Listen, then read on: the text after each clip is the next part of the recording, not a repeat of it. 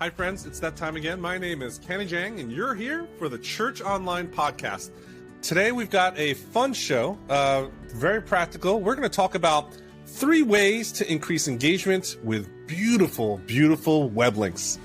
My co-host and conversation partner today is DJ Chuang. Welcome to the show, DJ. Hey, it's great to be back.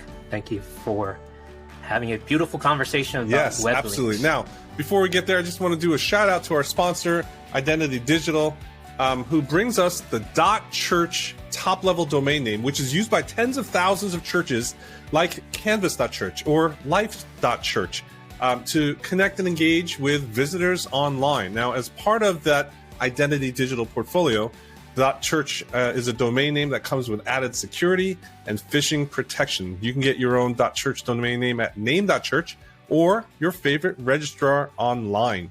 So DJ, we are going to be talking about beautiful web links, which I know is a popular topic on the web for aesthetics.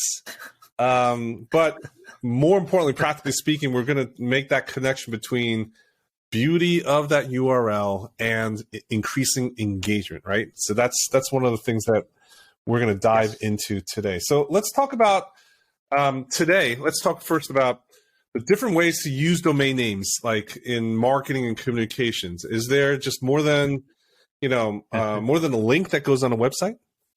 Well, it's a link that goes to a website, or it could be a link that goes to an event page, registration, call to action, response, sign up for a newsletter, go to social media, all kinds of things. Websites can, or domain names can also be URLs that go to an app. So it's a very succinct way to draw someone's attention and focus and to do something, because just having images or text scroll by, and people are scrolling by so much information, so much content, so many distractions, probably bombarded by thousands of messages a day. And what is it that's going to grab someone's attention and take action? And it is a beautiful web link that draws attention.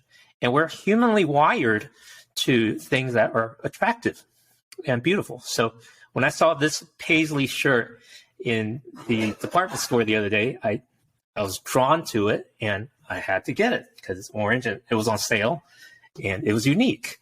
And those of you that are watching this on video can see it. Those that are just listening to audio cannot see it. But if you were to see the video, you would notice that my shirt is more interesting than Ken's. It certainly is a beauty, DJ. Love your decor. In fact, the fact that it's orange is one of the things that makes it so beautiful. So one of the things you talked about, all the different uses, it was promotional use of links.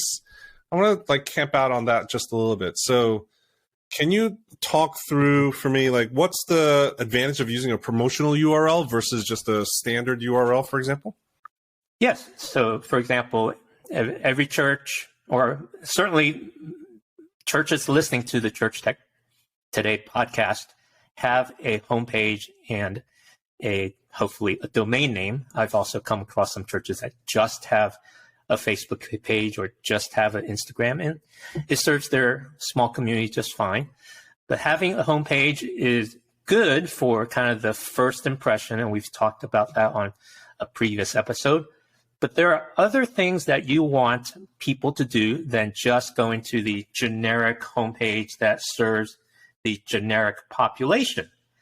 There are people that are attending your church that you want them to have a specific response after the message. And I'll mention one of those in the next question. And then there are those that you want to direct someone to a special event or to register. You don't want to have people wade through the homepage trying to find the button or the link or the menu. You want them to go right there and take action, because people are distracted. People need every bit of help to do the right thing that you want them to do. And a great frictionless experience serves people well. And at the end of the day, that's what we want to do, is we want to serve people well so that they engage more and don't waste time doing unnecessary things. I will say I do get a message from you now and then, either a voicemail or a text or an email, whenever I use bit.ly links. Now, usually I'm using bit.ly links, again, to shorten that URL and to get it out there. And sometimes you want to be a little less obvious of what the destination is back to the main URL. Sometimes not. But what's so bad about using, say, a bit.ly shortcut URL? There's some other tiny URLs is another one that I use sometimes. But you kind of remind me of the branding opportunities. So tell me that. Why is it so bad to use bit.ly shortcut, to start with? Well, for at the very two reasons. One, it's dangerous. So when I see a bit.ly link, my immediate reaction is, and I'm not paranoid on the internet. I'm pretty public, and thank God I haven't had identity theft in 20 years. And people that have been online even less have identity theft, but I take other precautions. But whenever I see a shortcut link like a bit.ly or a tiny URL, I never click on it, just as a habit that I formed because I don't know where that's going. And it's so easy to disguise URLs now with spamming and phishing. And so I use something that's called redirect. Let me get the right URL here. Redirect.li. Oh, that's a new one. I haven't heard of that one. So I use redirect.li to deconstruct those URLs. And that works across all those shortcut URLs. Or for a bit.ly link, you can actually copy and paste that bit.ly link and add a plus sign on the end of it. And it will show you the destination. Oh, I love that. So redirect.li, you put any bit.ly link or any shortcut URL, and it just expands and it tells you what it is before you go there. Yes. Yeah. Number one, it's dangerous to just click on a link that starts with bit.ly or tinyURL or some other shortcut maker. And then secondly, they're really hard to share. Now, I was at a prominent name brand mega church in the state of Texas. I'll give you that little hint. And sitting there in the 8th row, and they were an awesome church, very hospitable. When they found out we were visitors, the usher escorted us to the seat. We had a clear view of the pastor. And during the pre-service slideshow, they were going through different announcements, and I was surprised to see a bit.ly link without any custom wording. So it was letters and characters, random, right? Like URL, XJ764, like that, just alphabet soup. Oh, how'd you know? So it was a bit.ly link for a skating party. And if I had access, or if they looked, how many people actually clicked or typed that link for that skating party, I'm pretty sure it would be 0. Because people are sitting in the pew, they're not going to catch the alphabet soup of characters and numbers and letters to type it in and go to that URL to sign up for the skating party. So it's useless to just put a link out there with random characters. And then thirdly, you mentioned it's a lost opportunity for branding. Again, because we're in an attention deficit society, every little bit that we can bring repetition and impression and reinforce our church brand is a positive thing, because then when someone sees a link that's associated with your brand, it does two things. One, it reinforces your church brand, your church name, and increases that affinity. And secondly, it's a trusted link. Someone at the church created that link, so you can have more reassurance and less hesitation to have to check over time, right? Like over time, you see it used by the church over and over again. It's a little bit safer now. Okay, I get it. Especially if you're a church, we shouldn't be using these other shortcut services potentially. So you're saying, how can a church have its own shortcut URL, right? And especially when the URL of the church sometimes is not short. There's a lot of times where the main website address is long. What do you suggest in that situation then? Yes, right. Yeah, so I did some research, and on the .church space, there's a URL shortener that's being used at iabc.church. And that domain is connected to a platform called Rebrandly.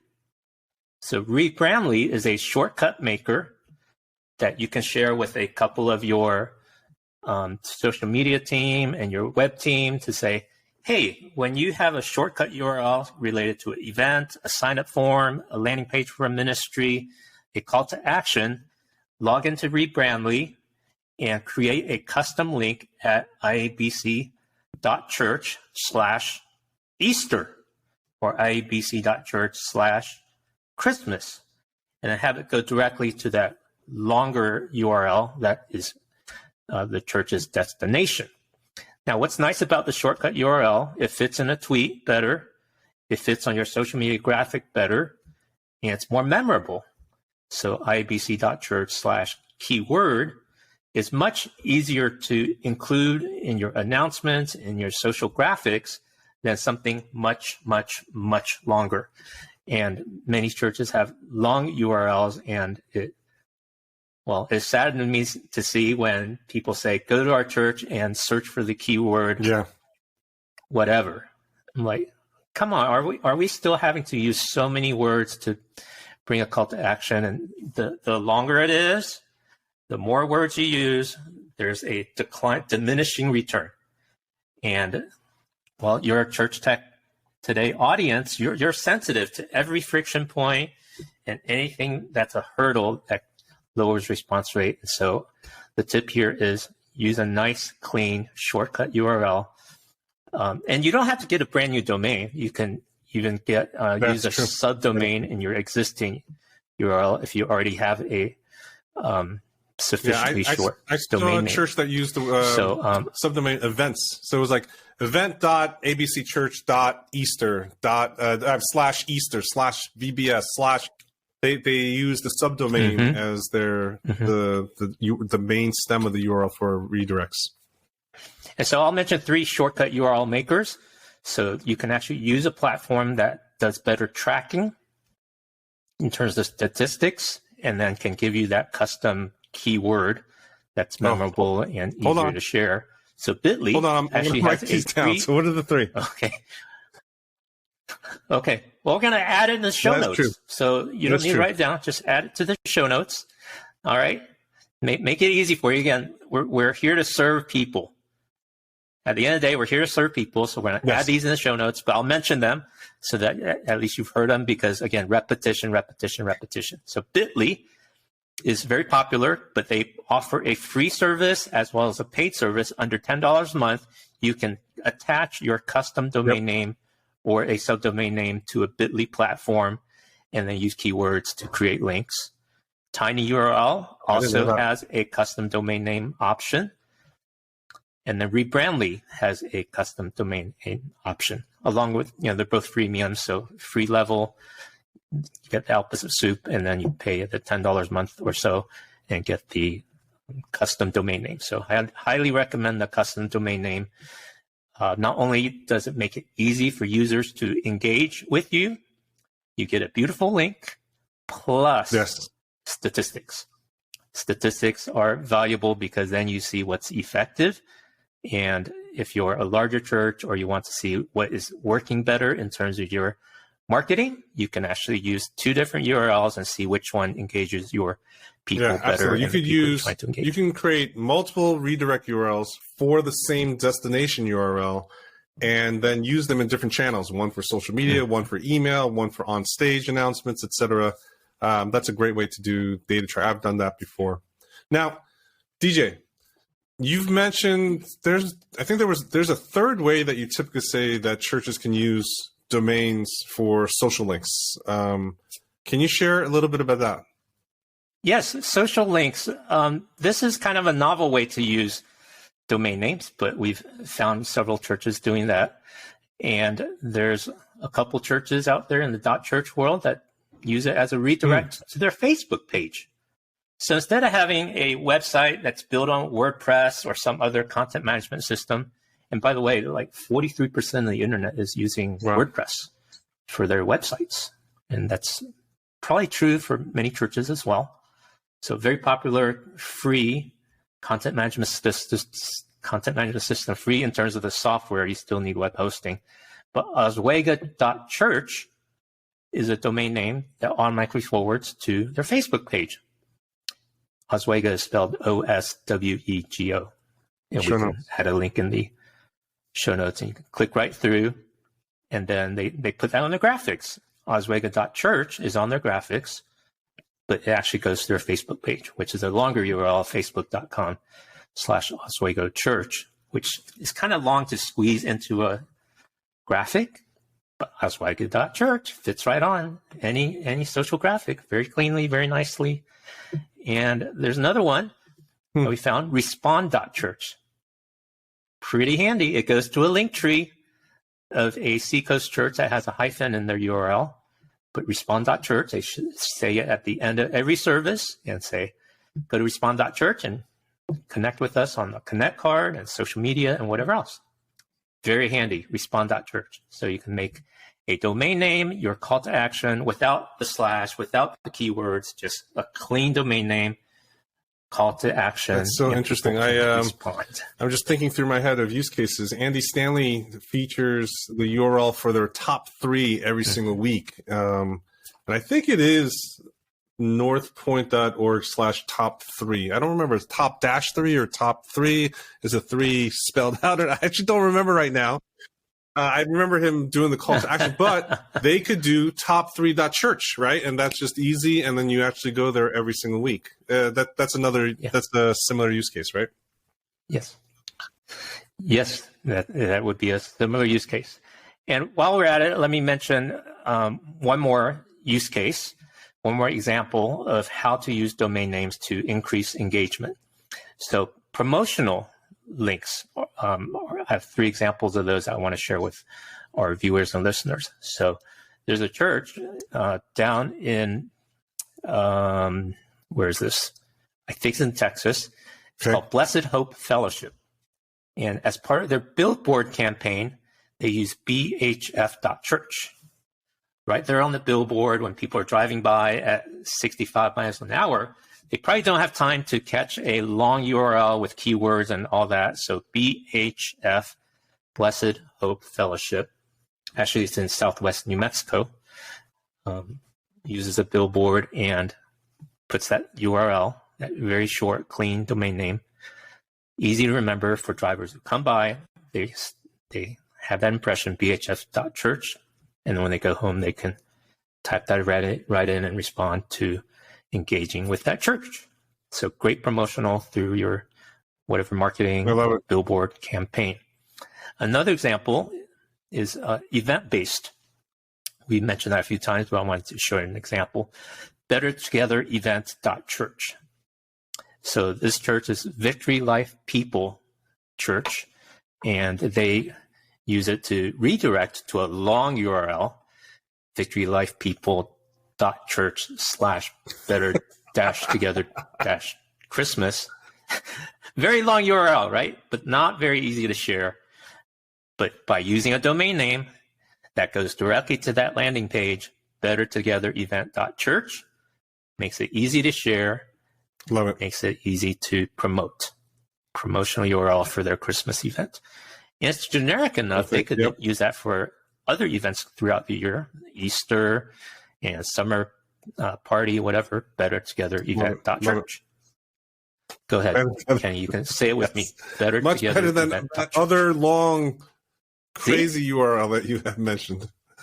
Yes, I know there's some churches that do call and response, and you can just have people practice that and add another impression, memorability, domain name for further engagement. And then one more, beyondsunday.church. I love that domain name. This church was very creative. This church is Mayfair Bible Church, and they're using it as a landing page for things that people can do beyond Sunday. Yes. Get it? Beyondsunday.church. They provide resources for prayer, small groups, Q&A videos, serve teams, how to deepen your faith, And it's all conveniently located on that landing page at Which is so interesting because beyondsunday.church. it's actually non-branded in particular instead of being branded, probably because they want it to be even more shareable outside of even their own community, reduce that friction. Because I see here that their main URL is mayfairbible.church. And so you're removing that branding, make it easy for someone who's exploring Christianity or questions about Jesus for the first time, or even someone who's new to the church to try to get more attached to it, the community. Wow. So you've given us a lot. I've taken a lot of notes. What we're going to do is we're going to put a lot of these links in the show notes. DJ, as we cap out today's episode, what would be like the number one piece of advice you would give to someone who needs to bring it back to their team and say, hey, I'd like to try to use a beautiful web link, a secondary URL to be able to use in our marketing communications? What would you give that person advice, how to bring up the subject, or what's the best approach for it? Well, the easiest way is to show an example. Social proof is very easy to understand and to take action on. And once you've experienced it, you'll want to pass it on. Well, sorry, I'm a bit old. That's an allusion to an old song. Some of your older listeners might catch it. I'm a young gun, That's okay. DJ. I'm a young gun. Well, thank you for spending some time with us today. Next time, I'd love to have you back because I want to talk about the mechanics and just the practicality of upgrading domains, because I think as people start to revamp sites and get ready for this next chapter of their digital footprint, et cetera, upgrading their site in that perspective, I think is really important. So I'm looking forward to that conversation. And for you guys today, if you are actually using a redirect, we'd love to catalog more examples of how you're using them. If it's a secondary URL too, would you reach out to us and let us know? I'd love to hear from you. It's great to hear the stories. It's encouraging.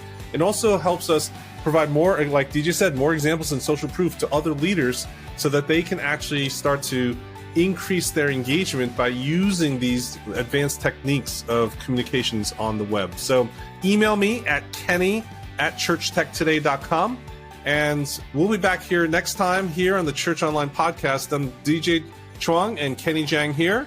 We'll see you next time here for another conversation about websites and domain names.